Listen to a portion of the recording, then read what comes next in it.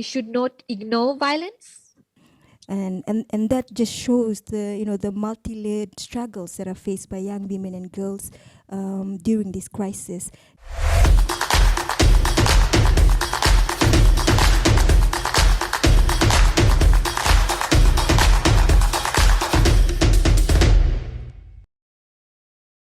Bula Vinaka, and welcome to the Young Woman Space on FM Talk 89 FM. Today we are gathered with young women leaders from across our diverse network, from the Western Division, Northern Division, Central, and Central Division. Today on our panel discussion, we will be speaking on ending violence against women and girls in the time of a crisis. Today I'm gathered with young women leaders from our diverse network, and I will be giving the mic to Vasimada to please introduce yourself. Bula Vinaka, my name is Vasimada Bukarau. I'm 19 years old and I represent the young women in Nusari. And over here is my friend. Bula Vinaka, my name is Alumeri Mbilitaki and I am a part of Mama Ishi's projects, focal point at Ngawia in Lami. I am 35 years of age. I have 4 children of my own and I look after my late sister's kids. So I have a total of 7 kids. Naka. Nakamevi. Now we're going to turn on to our 2 young women leaders that's on virtual platform. Hetali and Eka, please if you could introduce yourself. Hello, my name is Hetali and I'm from Tavua Reservoir Settlement, and I'm representing a Reservoir Settlement club, and I pursue trade diploma in occupational health and safety, and I'm also a ELF 8 program member. Thank you. My name is Eka Nalubui, currently a second year student of the University of Fiji. I'm 20 years of age and I'm residing in Tavua, originally from Nanukulosa Vura, maternal link to Nambarambala, Tokimalura, and yeah, that's all for me. Naka Eka. So the first question for today is, what are some issues faced by young women and girls in your community? And we will start with our women leaders from Tavua. Hetali, please, if you could share a bit of some of the issues from your community. Sure. Thanks for the question. I would refer back to the disaster and the pandemic times. What were the issues that young women in my community faced? So as for young women in this pandemic, what do pandemic patients need? It's a question. So they need looking after. What does self-isolating older people need? They also need looking after. Students staying home from school in pandemics, they also need looking after. So who are the ones looking after them? They are women and young girls in the families. And they are unpaid labors. Like for me, what is the main thing that I'm trying to say is that the narration of our society, the community, the tradition and norms that are being circulated, that women are the only ones that have to look after the family and not the men. And also, if I go around and ask every woman in my community that did they have a me time in this pandemic, in this disaster? Do they have their leisure time? Do they spend time with themselves? Do they do self-care? Majority of they will say no because they are busy with their families, cooking, preparing food for the children, doing their homeworks on Zoom, helping them out, cleaning the house. These are the major issues in this disaster and pandemic that we are facing. The main thing here that they are facing is me time. Like, do they get to spend time with themselves? Do they are they healthy mentally, physically? Are they spiritually well, or like is their mental health okay? No, they are stressed, they are in stress, they are on pressure of the family. That's it from my side. And I would like to say that care roles are not only for women, it is a shared duty between the whole family, so that women can also have their time and spend their time on themselves rather than others. This is the main issue that I would like to convey today. Thank you. Naka, thank you, Atali. Thank you for touching on the issues of women not having enough time for themselves. That is really evident with the amount of mental health issues that have come about in this pandemic. So thank you for bringing that up. Over to you, Eka. Thank you, Luisa. A major issue faced by young women in our community is education. Mostly, during natural disasters, like Tava is in a lowland area where it can be flooded, even though it's a light rain or pressure. So one major concern is the transportation. Mostly when the road is flooded, they'll have there won't be any transportation available, and the students, they won't be able to go to school. And I just want to share something, reflecting back to our ELF module. A friend of mine shared that she was very privileged that she got a chance to study in higher education, like in tertiary one, because in their beliefs and norms, they are not allowed to extend the education. Like, she's the lucky one out of the family. So she was very privileged that she got a chance to attend tertiary at that time. And yeah, that's all from me. Naka, Eka. That is also a very important point that you raised on transportation, and how in this time, even during disasters, we do not always take into account the children still go to school, and in areas where there is flood prone areas, they do not have that access to go to school without risking their own lives. Thank you, Eka, for sharing that. We'll go now to Vasimada. If you could share some of the issues that young women are facing in your community. Thank you. Some of the major issues faced in my community is that many times young girls have been given the responsibility to care for their family, in particular the elderly and siblings, where they tend to forget about their own health, and the risk they are also faced with. Women tend to fetch for food, since the boys or their husbands, they may have jobs, and they tend to forget about their important schoolwork, Zoom classes, where some girls, they tend to drop out of schools during this pandemic. And yeah, thank you. Naka, Vasimada, that reminded me of our intergenerational dialogue that we held last year with young women on assessing gender inequalities with schoolgirls and young women.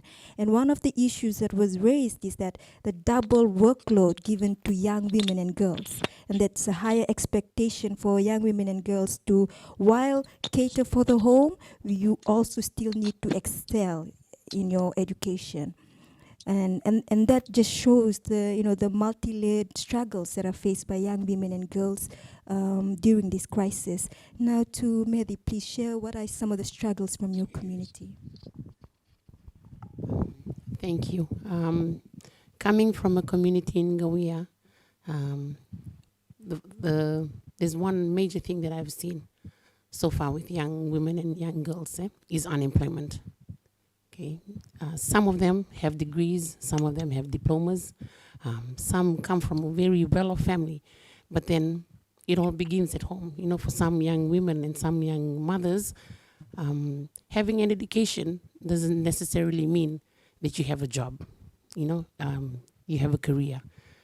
And somehow during this pandemic and, you know, during the lockdown period, I have seen some of the ladies, some of the women going out of their way just to cater for their families, just to put food on the table since, you know, dad has been laid off work or mom has no, you know, has no income.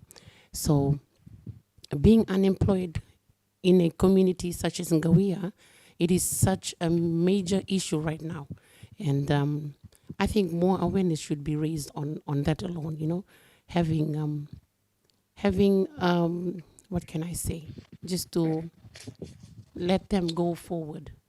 They can, even with a diploma, they can go elsewhere and, you know, have another job that's available, not just to depend on the diploma to get a career in life. Thank you, Mehdi, for sharing that. That was actually one of the main points that was raised in the last national consultation, is the need to diversify education and also to diversify the job opportunities out there, and more awareness on that there is not one form of education, there is a variety of forms, and that with the good support, financial support and trainings, we could somehow in one way or another also tackle unemployment. Thank you for raising that. And you also raised a good point on food security, because that was the top human security on last two, first wave and second wave of COVID-19. Food security was the top human security for rural women and girls. And that still continues to be the fact, because at the end of the day, we put food on the table, or we are expected to put food on the table. Thank you for raising that. Going on to our second question today. What do you think about, there's also a rise, increase in violence in the homes and in the communities. From your perspective, from your community, could you please share if there is a rise in violence? And if so, what can be done to address this issue? Back over to you, Hetali. I think violence is everywhere, because in every 3 women, 2 are like, violated, as we have always seen and heard in the radio. So violence here in my community, it would be there, but people don't share it with us, as they know that people will tend to ignore them. They won't go to them and help them. Basically, what in this generation it is happening is that if you're facing violence or abuse, harassment, or even if you're being raped, you are going to be teased, you're going to be trolled all over the nation. Like, even some people, they upload your pictures on social media. Like, TikTok is trending nowadays. If anything happens, all the videos goes on TikTok. So this is somehow like girls are not able to talk out, like voice out for themselves, because if they do, you know what is going to happen. It is going on social media, and then others' opinions are gonna come. So they will victim blame. They will blame the victim over there. No one else but the person who is trying to voice out for themselves, trying to ask for help or seek for help. They won't be helped, but rather than teased and trolled. So some of the reasons I would give why violence is taking place in the societies is because there is no equal say, no equal responsibility carried out. Equal say in terms like, intimate partners, like husbands. If a wife, if there is the decision making going on, only the head of the family, which is man, Why can't it be the both parents head of the family? Why can't it be wife and husband being the head of the family? Why only men? So if we ask this to someone, or even we talk out this with our family members, violence and conflict is gonna arise in these small issues. And also I would say that understanding, if there is no understanding, there will be violence between the family members. Even there is trust issues. If there is no trust between husband and wife, there will be violence.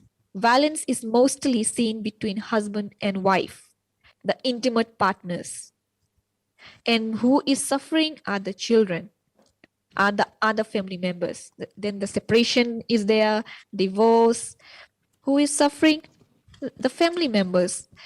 And also, the other violent causes are that ego is hurt. Like if a woman is trying to fight for their right, is trying to get into the decision making, the man's ego will be hurt for sure, because our norms, the narration, the gender binary in our society describes that women are not allowed to talk when men are.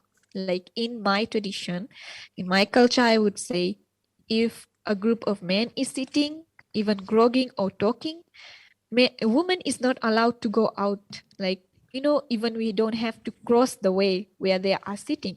So if we do after everyone is gone home, then the man of the family will shout at the woman, oh, you went out there to show off, like show off yourself to other men. What were you trying to do out there when we all men were sitting, when no women were there? So this is that even woman is practicing her right to freedom, she is being violated there. And then the issues like violence, abuse, beating the wife arises. And also some ways that violence is caused is pride over money. If the wife is the housewife, then the man will earn. So what will he try to do is being superior over her, trying to rule her. Then if the woman is trying to talk back, I would say, or even talk for herself, she is beaten. Violence is also taking place over there. There's a lot of ways violence is taking place, but we only know the issues that, like, which is or like a hot issues, like, women got beaten or slaughtered. This is the reasons why this is happening. No trust, no bonding between the intimate partners. And some of the ways to reduce this would be, you should not ignore violence. If you see someone being, someone's rights being violated, or someone is being treated, like ill-treated, you should talk for themselves. If even your opinion will not help that person, try to seek for authorities, like legal authorities, police, or welfare for women. Then the situations can go forward and women can granted with justice. And I would say that awareness is also more important, but not only in English languages and not only in towns and cities, but in interior areas also, and in vernacular language. Like some Indians don't understand English, some Fijians don't understand English, so vernacular can work for them, and they can understand better of what is violence. And if even they are going through and they don't know that is violence, then they can know clearly and like fight for themselves. Thank you very much. Thank you, Atali. Thank you for sharing, in detail what are the causes of violence and what is it we can do. We'll go over now to Eka to share some from her community.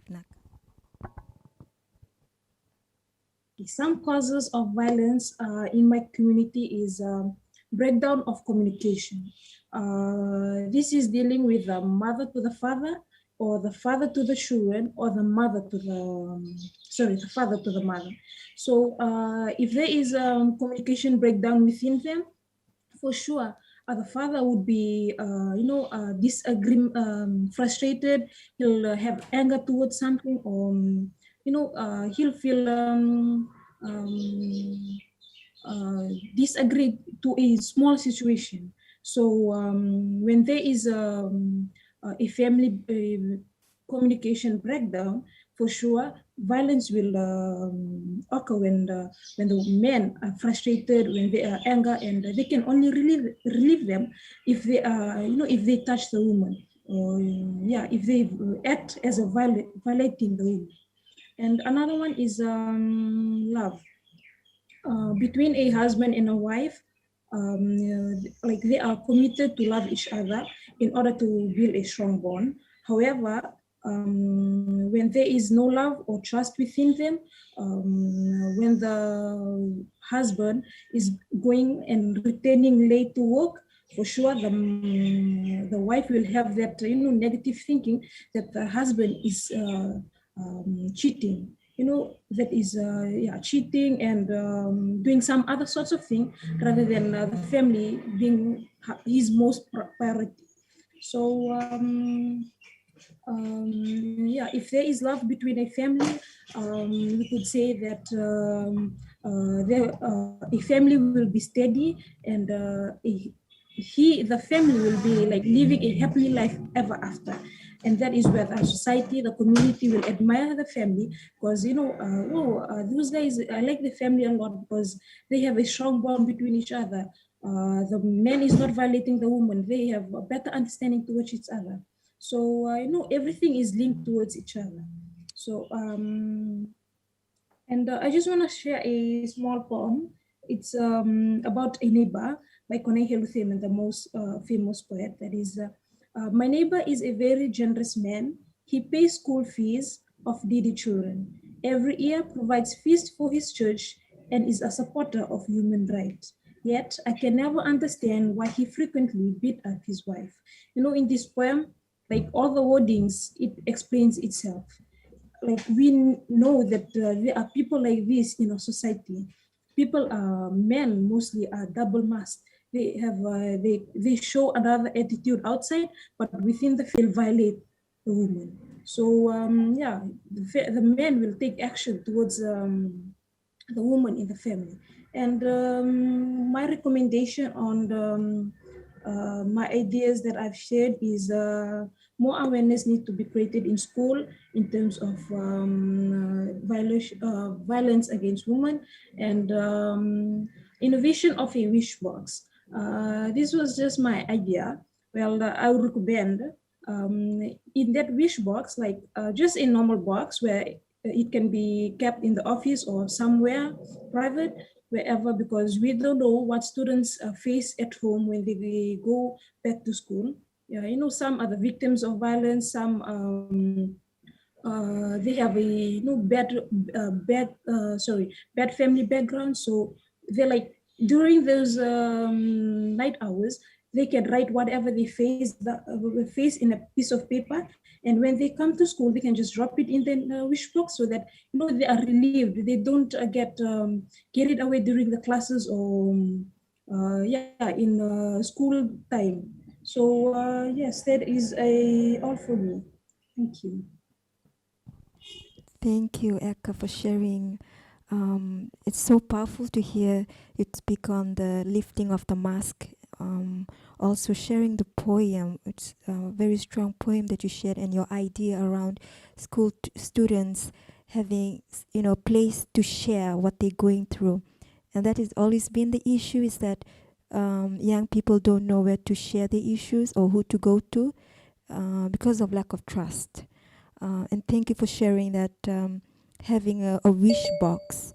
And that's something, I'll take away from today, is having a wish box where you put in, it's a way to share your feelings and to put in what's going on in your mind.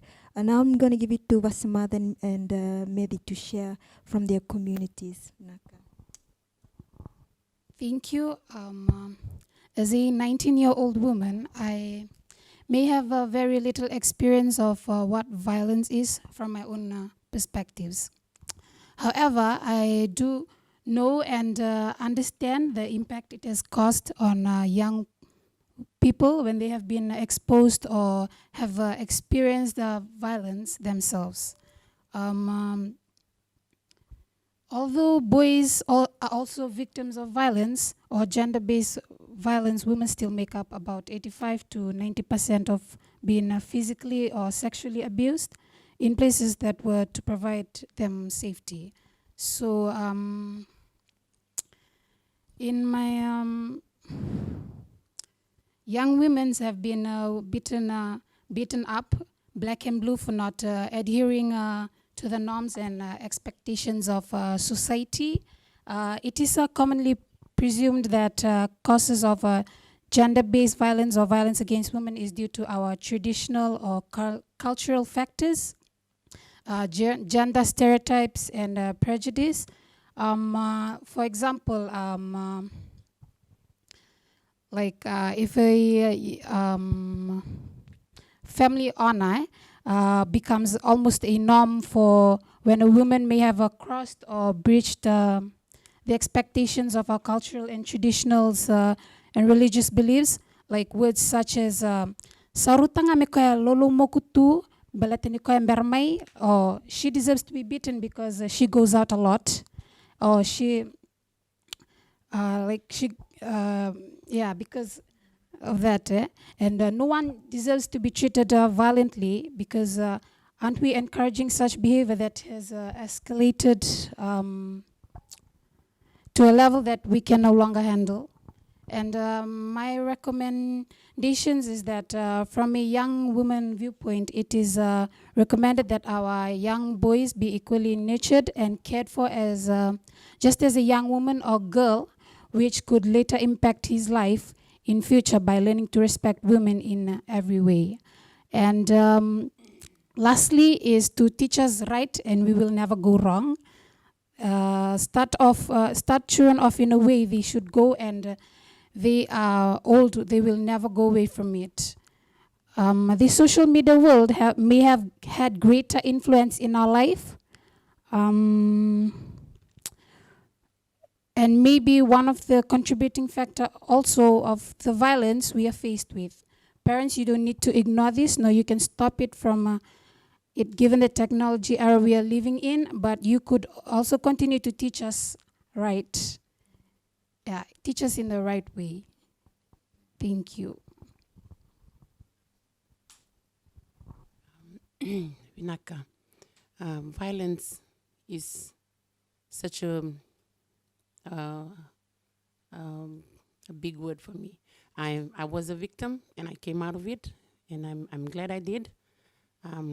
I think you have to have that willpower to say no, willpower to say no to a toxic relationship and get out of it if given the time to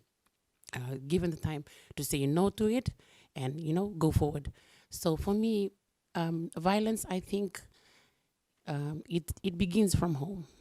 How you nurture your kids, how you upbring them into this world. This world is a very cruel world, and so how you portray your love towards your spouse or your husband, the kids will actually look up to you. They will see the love that you share with your husband, and they will see that, and they will say, okay, this is the right path. This is what I'm supposed to do if I get older. This is the right thing to do.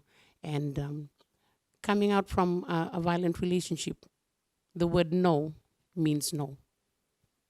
You can't say no and then give in to that person. So a no means no. Either way, I would highly recommend that we go back to the grassroots levels. We go back to our young boys and we teach our men that we will have to educate men more on what they're going to miss out if they're going to go to prison, go to jail. They're going to miss out on the upbringing of their kids. They're going to miss out on their birthdays, and there's so many things that men will miss out, or perpetrators will miss out once they're being held accountable for their actions. So for me, my recommendation is go back to the grassroots levels, talk to young men, talk to young boys, bring them in a loving and loving environment, especially at home. And the saying that goes, the family that prays together always stays together. So everything for me will begin from home. Vinaka. Vinaka. And thank you so much for the recommendations on social constructs, and for us to really take a good look into how our awareness can really break those barriers that exist in our communities. And that comes to the end of our panel discussion today. And I'd like to really thank our panelists for taking your time out to share the issues that you're faced in your communities, and also some of the very strong recommendations that are coming for equal assessment of young women and men, and also looking at to how are the pathways of young women and girls in addressing some of the issues that they face in their community. So from us here in Suva and our young women leaders from the West, I'd like to say Nakavakalevu to all those that are joining us on FM Talk 89 FM. Binaka.